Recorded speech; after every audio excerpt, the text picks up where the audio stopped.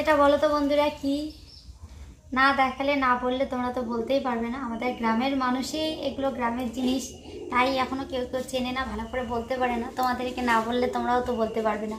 তো এগুলো হচ্ছে, দেখো ভালো করে দেখো, অনেকেই চিনতে পারবে, কেল্লা ঘাসের বই, মানে মুড়াটা। তো এইটাকে এখন আমি ভালো করে ধুয়ে বেটে রস করে খাবো। কেন বলো তো, মানে কয়েকদিন ধরে এমন পেটের সমস্যা হয়েছে, শুধু পেট ব্যথা করে, আর পেট ব্যথা করলেই টয়লেটে দৌড়াতে হয়। তো তোমাদের দাদাভাইকে আজকে বললাম, বললো যে আমসা হয়েছে, আর আমসা হলে তো আমাকে এগুলো মানে করে খাওয়ায়। এই কেল্লা ঘাসের বই, তারপরে রয়েছে এই যে থানকুনি পাতা, পাতাটা ধুয়ে এনেছি, এই যে জলে রেখেছি। তো এগুলো 3-4টা বই নিয়ে নিব, আর থানকুনি পাতাটা একসাথে আর কি বেটে রস করে খেলেই তাহলে একদম অনেকটাই ভালো হয়ে যায়, অনেকটা ভালো হয়ে যায়, মানে তারপর আর যেতে হয় না বারবার টয়লেট। তো যখনই হয় তখনই তোমাদের দাদাভাই নিজে হাতে এগুলো তুলে আনে, প্লাস বেটে টেটে রস করে সুন্দর করে খাওয়ায়। কিন্তু এখন তো টিউশন নিয়ে পুরো ব্যস্ত, সব ওর এগুলো আনারই সময় নেই, কখন আনবে। তা আমাকে বললো, তা আমি আবার এগুলো কি বলো তো, বলে না যে যেটা জিনিস ভালো জানে করে, মানে ওরাই ওইটা আর কি ভালো পায়। তো তোমাদের দাদাভাই এগুলো জানে, এগুলো বিষয়, এর জন্য ও গিয়ে ফট করে দেখো অনেকগুলো খেলনার বই নিয়ে আসলে। এখনই বললাম, শুধু মানে ও ব্রাশটা নিয়ে ব্রাশ করতে করতে গেল, টিউশন যাওয়ার আগে গিয়ে শুধু গেল আর আসলো, তাতে অনেকগুলো বই এনেছে। দেখো আমি তো 4টা নিলাম, আর ওইখানে অনেকগুলো আছে, 2 দিনের হবে, একটা নিয়ে নিই। আর আমি এগুলো সারাদিন যদি খুঁজে তুলি তবু বুঝি এতগুলো মানে পেতাম না আর কি। তো এর জন্য আর কি বললাম, যে যেটা ভালো জানে ওগুলো, মানে ওরা জানে যে কোথায় গেলে এটা পাওয়া যাবে। তো ওর তো সময় নেই, তুলে এনে দিল, দিয়ে বলে গেল কীভাবে রস করে খেতে হবে, আমাকে বেটে রসটা করে খেতে বললো। তো এর জন্য সকাল সকাল এটা নিয়ে আর কি বসেছি, এইটা আগে রস করে খালি পেটে খাবো, তারপরে আরও অন্য কাজে আর কি ধরবো। এই সকালবেলা ঘুম থেকে একটু 2বার টয়লেটে গেলাম। তো যখনই মানে কোনো একটা কাজে ধরি, তখনই হঠাৎ করে এমন করে পেটটা ব্যথা করে ওঠে, টয়লেটে না গিয়ে আর পারি না। তো চলো এটা তাড়াতাড়ি করে রস করে বেটে রস করে খাই। সোনা বাবা ঘুমোচ্ছে, ওঠেনি এখনও, নাহলে ও উঠলে আবার পুরা ডিস্টার্ব শুরু করবে, উঠেই তো ডাকা শুরু করবে মা মা করে, না গেলে ওইদিকে এমনি কান্নাকাটি শুরু।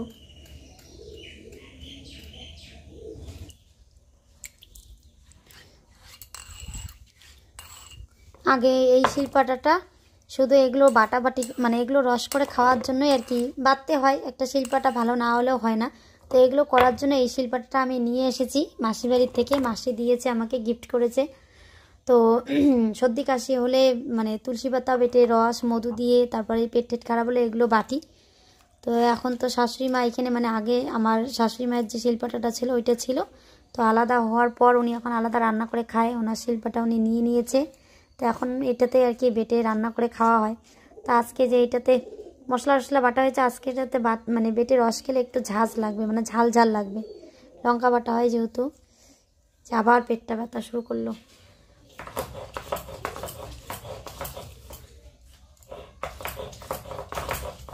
তো এই যে দেখো বাটা হয়ে গেছে, আর আমি তোমাদেরকে বললাম যে এটার রস খেতে হবে। গলাটাও ডিস্টার্ব করে, রস না মানে ওই পুরো পাতা, তারপর ওই বইগুলো সবগুলো আর কি বেটে এরকম করে দেখো মিহি করে বেটে এগুলো সব মানে সমেত জলের মধ্যে হালকা গরম জল দিতে হবে, দিয়ে গুলে হালকা একটু এখানে লবণ দিয়ে খেতে হবে আর কি। তোমাদের যদি কারো এরকম সমস্যা হয়ে থাকে একবার বানিয়ে খেয়ে দেখো, অনেকটা উপকারে লাগে। কিন্তু এটা একরকম বলতে পারো ঘরোয়া টোটকা। তো বাড়িতে গিয়েছিলাম, মানে আমার যে দিদি, আমার দিদিরও এরকম সমস্যা হয়েছিল, রান্না করতে ধরে মানে 2-3বার টয়লেটে গেল, বলে যে পেট ব্যথা করলেই নাকি যেতে হয়। তো পরে তোমাদের দাদাভাই শুনে পরের দিন সকালবেলা ওকে মানে টোটকাটা আর কি ওষুধটা বানিয়ে দিয়েছিল, একদিন খেয়ে 3 দিনও আর টয়লেটে ওর যেতে হয়নি। আর এই নিয়ে যা হাসাহাসি হয়েছিল, জামাইবাবু এইটা কথা মানে এই কথাটা শুধু বলেই থাকে যে তোর, মানে আমার বরের কথা বলে যে তোর বর দেখি ভালোই ডক্টর। তো যাই হোক, চলো এগুলো নিয়ে এমনি মজার ঠাট্টা আর কি হয়, তাই না জামাইবাবু থাকলে। চলো এবার আমি এটা একটু, যে এখানে ফ্লাক্সে গরম জল রয়েছে, বেশি গরম না, হালকা কুসুম কুসুম গরম জল, এটা কালকে করে রেখেছিলাম, তো বেশি গরম নেই, হালকা হালকা গরমই আছে। তো এরকম গরম জল দিয়ে খেতে হবে, মানে কি যতটা মুখে আর কি সয় আর কি ওইভাবেই খেতে হবে। আর এদিকে শাশুড়ি মা কালকে হারিয়েছে, এখনও বাড়িতে আসেনি, সকাল হয়ে দেখো কতটা বেলা হয়ে গেছে, এখনও বাড়িতে নেই। তো তোমাদের দাদাভাই টিউশনে গেল, এসে তারপরে আর কি খুঁজবে। তো এদিকে যে সোনা বাবা উঠে পড়েছে। আর শাশুড়ি মায়ের কথা আমি বলতে চাই না, কিন্তু ওনার কথা বললেই কেন জানি না মানে কথাগুলো মনে পড়ে, তাই বলতে ইচ্ছে করে তোমাদের সাথে, যেহেতু সব কিছুই শেয়ার করি। মানে ওনার মনটা কি বলো তো, মানে মনে না অনেক হিংসা আর কি। যেমন এই যে আলাদা হয়েছে, মানে একদম মানে সব কিছু ওনার যা যা ছিল, হ্যাঁ বাবা আসি, এইখানেই আছি আমি, এইখানেই যা যা ছিল সব কিছু নিয়ে ঘরে রেখে দিয়েছে।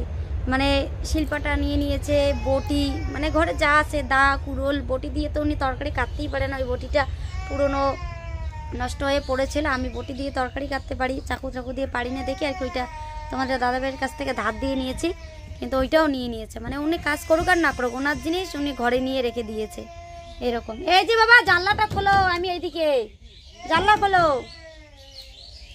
সোনা বাবা হয়েছিল যখন, সোনাকে একটা প্লাস্টিকের গামলা কিনে দিয়েছিল মানে জামা কাপড় ধোয়ার জন্য, সেটাও নিয়ে নিয়েছে জানো।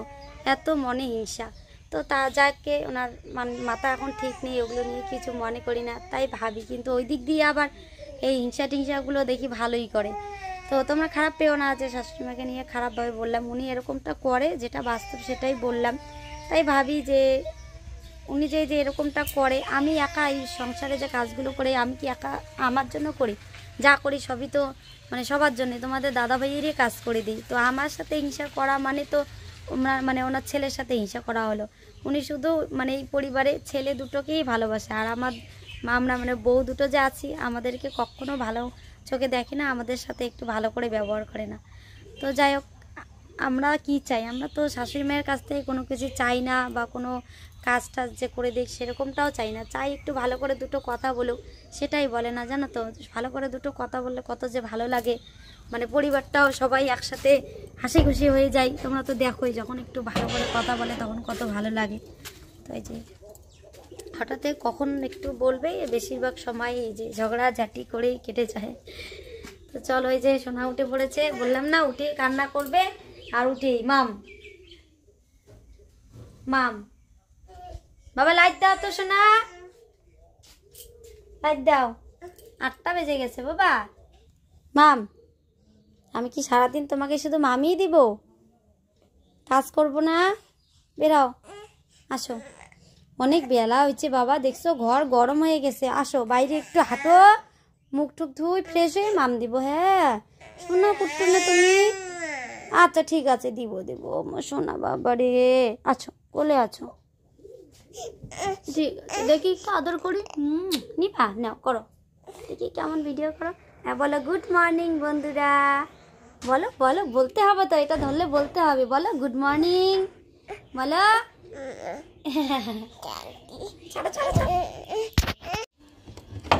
তো চলো ঘরের জানালাগুলো খুলে দিই, ঘর একদম গরম হয়ে গেছে। সকাল সকাল দেখো অনেকটা রোদ উঠেছে আর কি। তো এইদিকে ও উঠে পড়েছে যখন, তো বিছানাটাও দেখো সুন্দর করে গুছিয়ে নিলাম। আর ও বিছানার উপরে এখন শুয়ে আছে, মামের বায়না ধরে শুয়ে আছে। এদিকে সকালে সমস্ত কাজবাজ হয়ে গেছে, ঘরটাও ঝাড় দেওয়া হয়ে গেছে। আজকে একটু এক্সট্রা কাজ করলাম, মানে ঘরের ঝুল ঝেড়েছি, রান্নাঘর তারপর উত্তরের ঘরে, এর জন্য আর কি লেট হয়ে গেল। তো চলো বন্ধুরা, সকলকে শুভ সকাল, নতুন একটা ব্লগে, নন্দিনা ব্লগ চ্যানেলে সকলকে অনেক অনেক স্বাগত, অনেক অনেক ভালোবাসা। আশা করছি সকলে খুব ভালো আছে। বাবা ধরে না, ধরে না, ধরে না, থাক থাক থাক। এই যে আর এক দেওয়ানি গেছে এইখানে, তোমাকে আমি এটা ধরতে বলছি।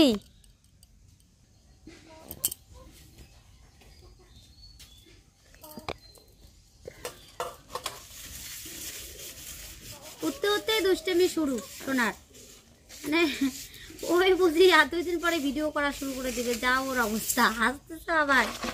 তো চলো বন্ধুরা, এই যে অনেকটা বেলায় 1:30 পার হয়ে গেছে, বাসন টাসনগুলোই মাজা হয়নি। তো চলো ওইদিকে ঘরে এটোটা নিয়ে আসলাম, এখন বাসনগুলো তাড়াতাড়ি করে মেজে স্নানটা করি, রান্না করতে হবে। অন্য দিন এরকম টাইমে রান্না বসিয়ে দিয়ে ভাতটা ধুয়ে যায়, আজকে এখনো স্নানই হলো না। বাবা ধরবা না কিন্তু, হ্যাঁ শোনা বাবা না তুমি। এদিকে তোমাদের দাদাভাই বাজার পাঠিয়েছে মাছ, আর সাথে পাঠিয়েছে ঝিঙে। তো এদিকে মাছটাও ধুয়ে নিয়ে আসলাম, এখানে ঝিঙে কেটে রেখেছি, ঝিঙে আলু দিয়ে টমেটো দিয়ে মাছের ঝোল করব। দেখো আমার মাথা, হলুদের কৌটোতে লবণের কৌটোর মুটকিটা লাগাইতেছি। তো এদিকে মাছটা ধুয়ে নিয়ে আসলাম, সাথে সাথে স্নান করে আস্তে আস্তে আর কি এদিকে বাজারটা পাঠিয়েছে। তো চলো এবার এদিকে তাড়াতাড়ি করে রান্নাটা করে নেই। বাড়িতে আবার আত্মীয় এসেছে, ভাত হয়ে গেছে।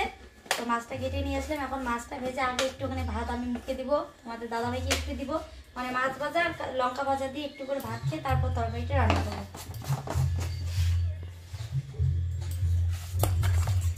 টাটকা মাছগুলো? হ্যাঁ, বাটা মাছ তাই না? লোকাল লোকালই আনলাম, কারণ চালানি মাছ খেলে সমস্যা হয়। তার মধ্যে কি বলতো, সোনা বাবা একটু করে মাছ খায়। তো তোমাদের দাদাভাইকে বলি যে মাছ আনলে যেন লোকাল মাছ আনে, তাহলে সোনাও একটু করে খেতে পাবে। মাছটা খেলে পেটের সমস্যা হয়, সমস্যা সব দিকেই সমস্যা।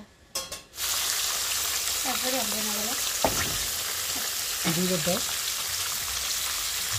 আজকে সকাল থেকে এখনো কিছুই খাওয়া হয়নি, খিদেও পেয়ে গেছে খুব সবারই। এদিকে দিদিরা আসছে, ওরা অনেকে বাড়িতে না খেয়ে আসছে। তোমাদের দাদা ভাই তো টিউশন থেকে আসলো, সকাল থেকে তো মানে কিছু খায় না, না খেয়ে আর কি টিউশনে যায়। হঠাৎ কোনো একদিন টিউশনে যেখানে পড়াতে এখানে যদি কিছু দেয় খায়, তো আজকে হয়তো খাইনি, বললো খিদে লাগছে। তো ভাবলাম যে মাছ ভাজা করে একটু করে ভাত খাবো। তো ও বলছে একবারে মাছের ঝোল দিয়েই ভাত খাবে, নাহলে খাওয়াটা গন্ডগোল হয়ে যাবে। তো এর জন্য দেখো এইদিকে একটা কড়াইতে মাছ ভাজা করছি, এখন এই কড়াইটাতে মাছের ঝোলটা বসাবো, মানে তরকারিটা।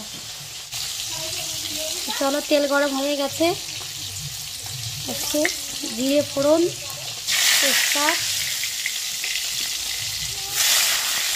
টমেটো এগুলো দিয়ে আর কি মাছের ঝোলটা করবো।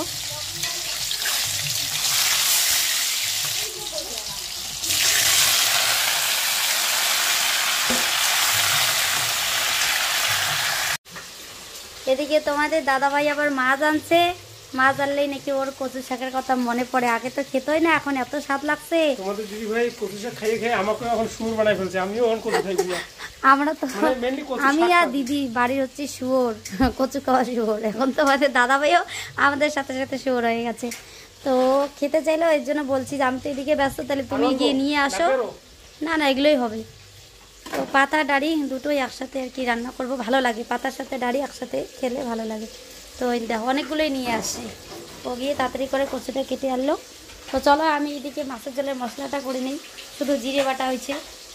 তো এই যে দেখো মাছের ঝোল হয়ে গেছে, মাছের ঝোল নামিয়ে নিয়েছি। ভাবলাম যে দুটো তরকারি একসাথে রান্না করব, কিন্তু এই তরকারি কাটতে কাটতে মাছের ঝোল হয়ে গেছে। তো চলো এখন কচু শাকটা বসাই।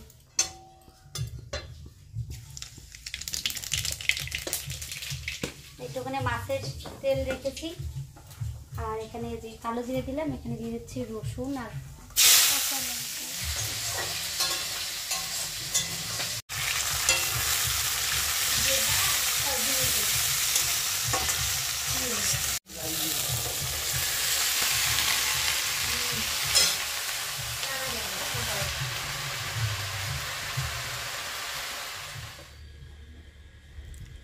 তবে কত কচু দিচ্ছ? শাক না হতেই তোমাদের দাদাভাই বসে গেছে, না আমি কত দিচ্ছ? আমিও ওইখান থেকে নিব তরকারি। আমাকে রাগ করে সত্যি সত্যি দিচ্ছ নাকি? তোমার দিদি ভাই বলে যে বড় বাটিতে আমাকে দিবি, এইটা বাটি আমাকে শ্বশুর বাড়ি থেকে দিছে তোমাদের খাওয়ার জন্য দিছে। তো আমি আমার বাটি বড় হোক ছোট হোক আমাকে কিন্তু ভর্তি কানায় কানায় লাগবে। তো সত্যি সত্যি কোথায় দিয়ে দিল। আর এই দেখো কচু শাকটা। না না, ওইখান থেকে আমিও নিব। কচু শাক আজকে যে মুখে ধরবে নাকি তাড়াহুড়ো করে? কেন মুখে ধরার আবার কি হলো? তাড়াহুড়োর কি আছে এখানে আবার? তাহলে শুরু করে দিই। হ্যাঁ, তোমাদের দিদি ভাই ওদিকে নিয়ে নিয়েছে। সাগাই খাবে না, সাগাই আসছে, সাগার জন্য এদিকে আমরা পেট শুকায় তাড়াহুড়ো করে রান্না করলাম।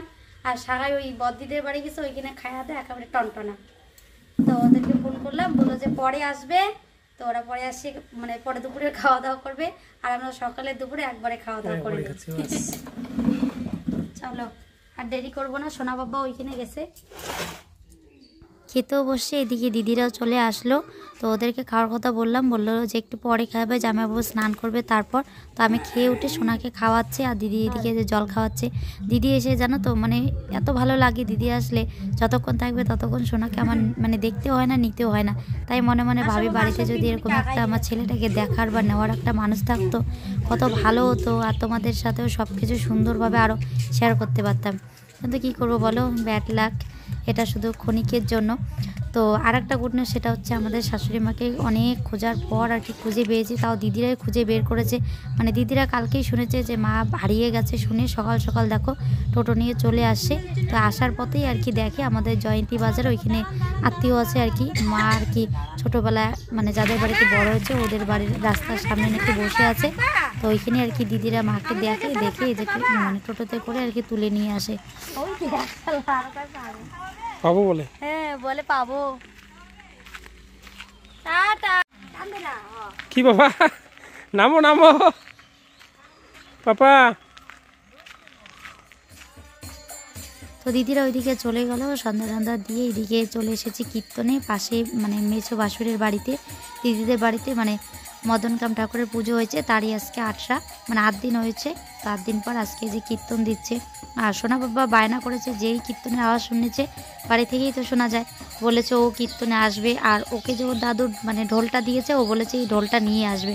তো ঢোল দেখো নিয়ে কীর্তনে এসে একদম আসরের মাঝখানে বসে পড়েছে, বসে একদম যে বাবার সাথে ঢোল বাজাচ্ছে, তাই দিচ্ছে, গান করছে, যে যেরকম করে মানে বাজাচ্ছে ও সেটা দেখে একদম কপি করছে। এই যে পাশে যে দেখো যিনি ঢোল বাজাচ্ছে ওনার মতন করে দেখো বাজানোর চেষ্টা করছে, মাথাটা ওইভাবে নাড়াচ্ছে। মানে আমার যা দেখে হাসি পাচ্ছে কি বলবো। আর সোনার এই দৃশ্যটা দেখার জন্য মানে আমি বাড়ি থেকে তাড়াতাড়ি করে চলে আসলাম। ওকে আগে ওকে বমার সাথে পাঠিয়েছি, সারাদিনে একবার ভাত খেয়েছি, ওই যে তখন দুপুরবেলা আর তো খাওয়া হয়নি। তো ভাবলাম যে একটু ভাত আছে একটুখানি খাই, খিদে পেয়েছে খুব। এখানে তো প্রসাদ হতে অনেকটা লেট আছে। তো খেয়ে দিয়ে তাড়াতাড়ি করে চলে আসলাম, ভাবলাম যে কীর্তন শেষই হয়ে গেল, সোনার আর ঢোল বাজা দেখতে পাবো না। তো এদিকে আমরাও আসলাম, একটুখানি দেখলাম, এদিকে কীর্তনও শেষ। তো চলো এখন প্রসাদ খাওয়া হবে আর কি।